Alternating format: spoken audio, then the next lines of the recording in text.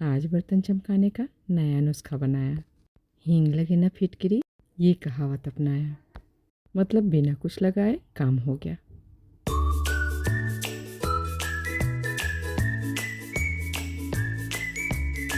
सुबह सुबह की राम राम आप सबको।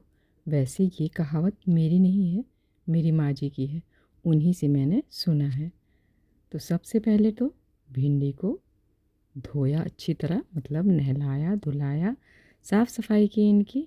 इनमें से जो भी टाइट वाला था ना, उसको निकाल दिया, क्योंकि वो हमारे काम का नहीं है। तो अब यहाँ पे साफ़ सफाई इनकी करके और चलिए चलते हैं अब इनकी कटाई पिटाई करने के लिए, क्योंकि बिना कटाई पिटाई के तो आगे कोई काम होगा नहीं। तो चलिए अब चलते हैं, इन्हें काट लेते हैं। आज सब ने फरमाइश की थी भिंडी की सब्ज़ी खाने की, तो भिंडी मंगवाई थी एकदम फ्रेश फ्रेश। और इस समय ना सब्ज़ी बहुत अच्छी आ रही है भिंडी की, मतलब कि सब भिंडी बहुत अच्छी आ रही है सब्ज़ी के लिए। तो यहाँ पे फटाफट से सब्ज़ी काट करके तैयार कर लेते हैं। भिंडी को काटते वक्त बहुत ध्यान रखना पड़ता है, क्योंकि ना अंदर कीड़े होते हैं। और अब यहाँ पे आ गई हूँ। आज मैं अपने बर्तन को डीपली साफ़ करूँगी, मतलब अच्छे से साफ़ करूँगी। रोज़ तो बस यूँ ही हो जाता है जल्दी जल्दी में, लेकिन आज ना इसकी अच्छी सफाई होगी। तो वीक में एक दिन अच्छे से साफ़ हो जाता है, कई बार तो लंबा टाइम भी हो जाता है, लेकिन वीक में कोशिश करती हूँ कि एक दिन अच्छे से अपने बर्तन की सफाई करूँ।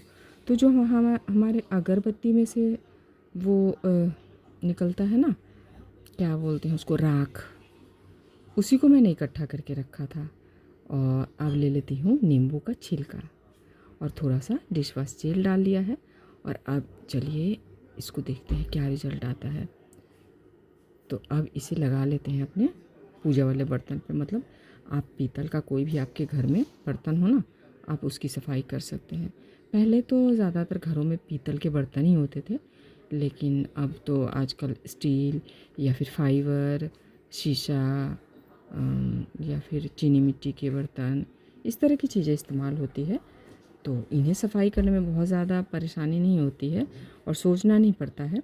लेकिन पीतल और तांबे का जो बर्तन है ना, उन्हें सफाई के लिए सोचना पड़ता है कि इन्हें कैसे चमकाएं, कैसे इनकी सफाई करें। तो इन्हें चमकाना और साफ़ करना बहुत टफ़ होता था। तो पहले के टाइम में तो राख, बालू, मिट्टी, इन सब चीज़ों का ना मिक्स करके और घर में देखते थे हम लोग कि घर में हमारे जो बड़े बुजुर्ग हैं ना, वो लोग साफ़ कर देते थे। और बर्तन एकदम ऐसा लगेगा ना कि लगेगा जैसे कि अभी अभी दुकान से ख़रीद कर लाया हुआ है, चमक जाता था। और उन हाथों में ताकत भी काफ़ी होती थी। हमारे हाथों में ताकत भी उतनी नहीं है कि हम उतना बर्तन चमका सकें राख मिट्टी से। तो यहाँ पे वही वाला छोटा सा ना मुझे याद आ गया, तो मैंने सोचा ये भी तो राखी है, चलिए साफ़ करके देखते हैं। और सचमुच में वर्क बहुत अच्छा किया है। आप देख सकते हैं, मैंने तो बहुत हल्के हाथों से और बहुत जल्दबाजी में ये काम किया है। लेकिन अगर आप अच्छे से करेंगे ना, ढेर सारे राख इकट्ठे कर लीजिए। अब घरों में गैस जलता है तो राख वाख तो मिलता है नहीं, लेकिन ये धूप वगैरह हम लोग जो जलाते हैं, अगरबत्ती, धूप, तो उनमें हमें राख मिल जाता है।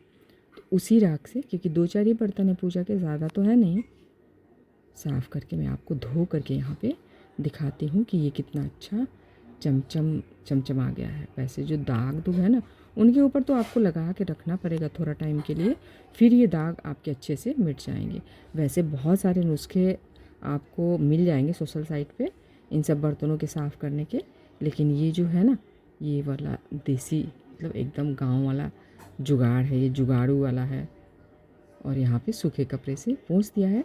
और पोंछ करके ना सुखा लीजिए अच्छे से, क्योंकि बर्तनों को पोंछना, पीतल तांबे के बर्तन को साफ़ करके और इनको पोंछना बहुत ज़रूरी होता है। और पोंछ करके अच्छे से सुखा लीजिए, और फिर उसके बाद में आप देखिए 15 दिन तक फिर आपके बर्तनों में बहुत ज़्यादा दाग धब्बा नहीं दिखेगा। तो हो गया है ना साफ़ सफाई। तो फिर चलिए, साफ़ सफाई तो हमारी हो गई है। आप चलते हैं पूजा के लिए। तो आप बिल्कुल चमचमाते हुए बर्तन में अपने भगवान जी को आज भोग चढ़ाएंगे। तो यहाँ पे पूजा की तैयारी भी मैंने, मंदिर की साफ़ सफाई कर ली है और पूजा की भी तैयारी मैंने यहाँ पे कर ली है। बर्तन हमारा साफ़ हो ही चुका है। तो चलिए, पूजा भी हमारी यहाँ पे हो चुकी है।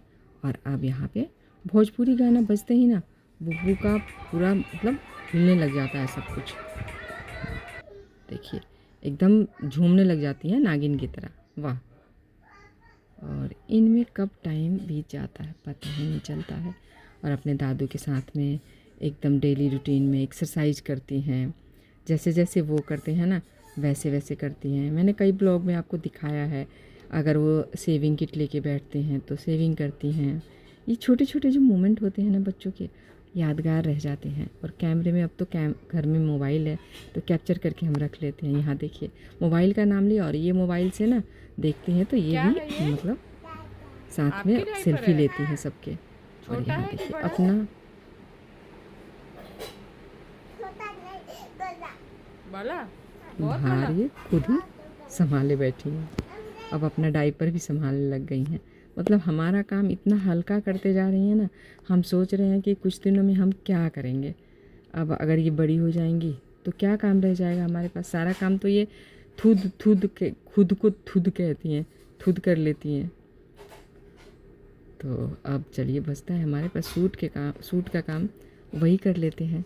तो फिर यहाँ पे मैं आ गई हूँ अपने सूट के लिए। और यहाँ पे मैं कुछ बहुत अच्छी रेसिपी बना रही हूँ जिनमें कुछ सब्जियाँ ले ली है और इसमें बेसन और मसाले मैंने डाल लिए हैं, थोड़ा थोड़ा पानी डाल करके यहाँ पे।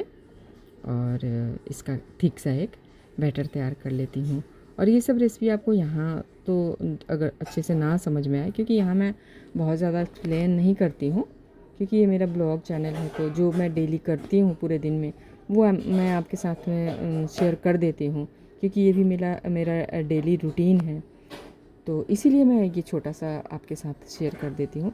बाकी अगर आपको ये सब रेसिपी देखनी हो तो आप मेरे चैनल मम्मी की रसोई बाई कुमूर पे जा कर के आप देख लीजिएगा। वहाँ पे आपको बहुत सारी तरह तरह की ब्रेकफास्ट की, लंच की, स्नैक्स की, डिनर की बहुत सारी रेसिपी मिल जाएंगी। अचार, चटनी, जो जो मेरी समझ में आता है, जो जो मैंने अपने घर में सीखा है, जो जो आस पड़ोस में देखती हूँ, जो जो अपने पापा जी के साथ में बहुत सारे जगह पे हम घूमे हैं, क्योंकि फ़ादर हमारे आर्मी में रहे हैं।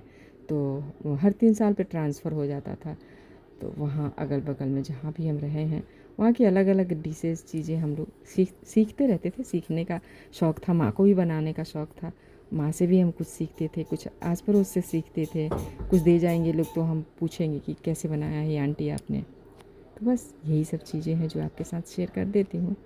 और अब शाम का टाइम हो गया है तो चलिए सबसे पहले तो उनको चाय दे देती हूँ। चाय के साथ में जो भी वो लेना पसंद करेंगे तो चलिए वो दे देती हूँ। और अभी तो उनको यही लाइट चाहिए। मैं भी 2 बिस्किट इसमें के साथ में ले लेती हूँ। और यहाँ पे कुछ सामान आया था तो मैंने सोचा ठीक कर लूँ, क्योंकि बाहर बहुत तूफ़ान आया हुआ है। तो मुझे लग रहा है कि सब मना कर रहे हैं कि तूफ़ान में नीचे नहीं जाना, कि अलर्ट कर रखा है, मोबाइल पे मैसेज आ रहे हैं। तो इसीलिए मैं नहीं गई हूँ। तो आज का पूरा दिन मेरा ऐसा रहा। यहाँ पे जोत जला लेती हूँ। कैसा लगा आपको? जय राम जी की।